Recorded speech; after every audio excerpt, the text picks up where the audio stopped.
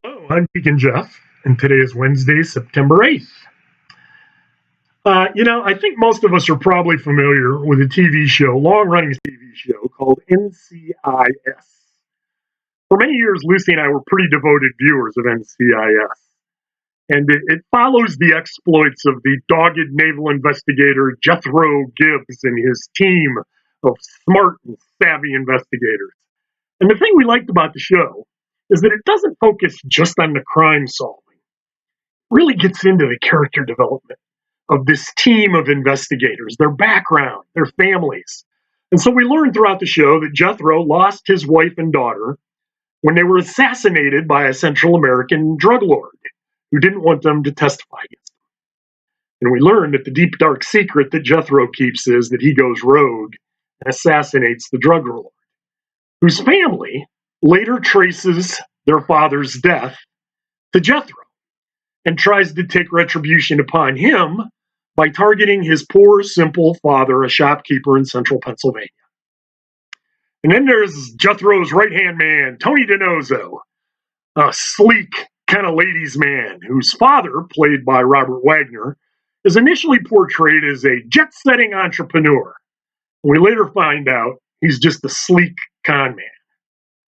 Maybe the most interesting character on the team is a character named Ziva David, an Israeli citizen and a member of Mossad, the Israeli intelligence agency on loan to NCIS, who has a half brother, it turns out, is a radical Islamic terrorist, and whose father is the head of the Mossad. And then there's the nerd of the team, the brainy one, McGee. McGee is the computer geek, whose father is a Navy admiral, kind of a cold, hard, unloving man that caused McGee to turn to his grandmother for affection when he was a lad, played by Lily Tomlin.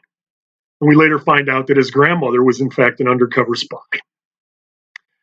So it's not surprising, actually, when in one of the episodes, one of the characters whose family has caused a national crisis that ultimately is solved by Gibbs's team turns to Gibbs and says, "Oh, you must look at us and think we're such a mess." And Gibbs says, "No, I think you're just family." You know, I don't think anybody's family is perfect. We all come from families. And I venture to guess that all of us probably have somebody in our family, that crazy Uncle Charlie or that crotchety Aunt Sue or that cousin from Duluth who drinks too much at parties and gets out of control. I know my family's that way. Certainly not perfect. My dad was one of 10 children and my mom was one of four. If you do the math, all of them got married. I had 26 aunts and uncles. One of my aunts, who was already elderly by the time I was born, I only knew her as an older woman, I later found out was, as a younger woman, nicely put, a man killer. Maybe not so nicely put, kind of a floozy. One of my uncles, by marriage, was a moonshiner during Prohibition, who, when he was horning in on the mob's liquor business, became part of a hit. But the assassins weren't very good. They only blew off his elbow. And as they were getting away in their car, he went over to the closet, pulled out his hunting rifle, and with one good arm, shot them both through the back of the head. True story. And my other uncle, who claimed to be a successful businessman, used to move his family from city to city quite a bit and eventually disappeared for 30 years. We found out later never paid any federal tax. And of course, there's my cousin, who claimed to be an insurance salesman, although he spent a lot of time overseas. And after he retired, one day went to get his mail and found a rattlesnake in the mailbox with a little note from his friends at the KGB. And then my dad's own brothers were hardly perfect either. Five brothers. They used to get together about once a month for cards, and they would all drink a lot, and they would get pretty rowdy, and they would start cursing each other up one side and down the other when they didn't like how each other were playing. Cursing that would cause a sailor's hair to turn white, and then it would get real quiet for a minute, and one of them would stand up and say, "Who needs another beer?" And at the end of the night, it would take 30 minutes for them to say goodbye with all the hugging and backslapping. Hardly perfect, but they loved each other. They were family, and they were faithful to each other And that whole family stayed faithful to God's church. Today we celebrate a feast that's all about family. We celebrate today the feast of the Nativity of Mary, the birth of the Blessed Virgin Mary. Now, our Bible doesn't tell us anything about Mary's parentage, but we do celebrate the feasts of Mary's parents, St. Joachim and Anne. That comes from an extra biblical book called the Proto-Evangelium of James. But we can discern a little bit about Mary's family tree. In today's gospel, we hear about Jesus' family tree, which would have, of course, included Mary or Joseph's, from the Gospel of Matthew. Most biblical scholars think that the 42 generations we hear about in today's gospel are Joseph's family tree. There's another gospel, though, that has a Jesus' family tree, and at the end, the last few generations aren't quite the same. And some biblical scholars speculate that's because it's actually Mary's family tree. And what we see, whether we look at Joseph's family tree, the father of Jesus, or Mary's family tree, the mother of Jesus, there's a lot of characters. A lot of people that weren't perfect by any stretch of the imagination.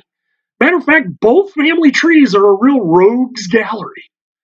Women that were bluesies, men that were murderers, philanderers, idol worshippers, thieves, bad guys. But they all led to and were the families that the Holy Family came from. And in commenting on this, St. Jose Maria Escriva, I'm going to read you a quote, said this about it. By mentioning sinful people in these family trees, God's ways are shown to be different from man. God's will sometimes carries out his plan of salvation by means of people whose conduct has not been just. God saves us, sanctifies us, and chooses us to do good despite our sins and infidelities.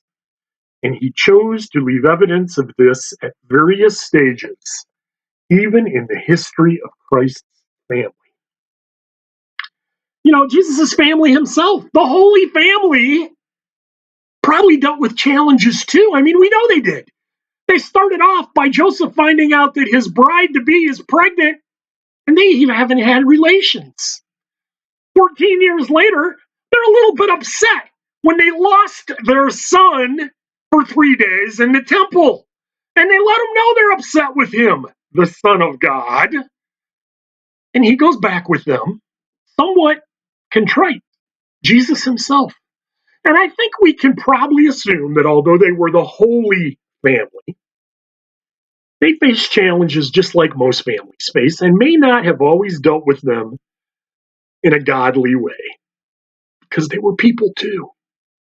And I think there's a lesson in this for us, that the family that led to the birth of St. Joseph, the Father of God, that the family that led to the Nativity of Mary, the Blessed Virgin Mary, Holy Mother of God, weren't perfect families. But God used them, those crooked lines, to right straight. And our families don't need to be perfect either. As a matter of fact, we're not called to be perfect. God knows we're all sinners. But God can right straight with crooked lines. We're not called to perfection. We're called to be faithful and holy. May God bless all of your families.